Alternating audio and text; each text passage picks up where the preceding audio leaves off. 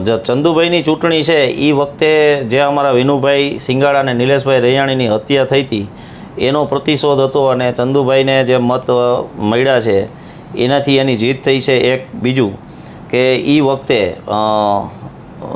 મહિપતસિંહ રીબડા તેઓએ પોતાના પટ્ટામાં થોડીક નિષ્ક્રિયતા દાખવી હતી એના છોકરા ભાઈ અનિરુદ્ધસિંહભાઈ એને એના કારણે થોડાક અમુક મત છે એ સ્વયંભૂ પડ્યા હતા, એટલા માટે ચંદુભાઈની જીત થઈ હતી.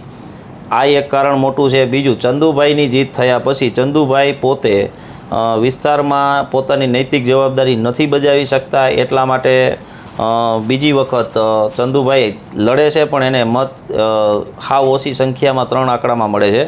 અને રહી વાત ગોરધનભાઈની, ગોરધનભાઈ પરિવર્તન પાર્ટીમાંથી ચૂંટણી લડવા આવે છે.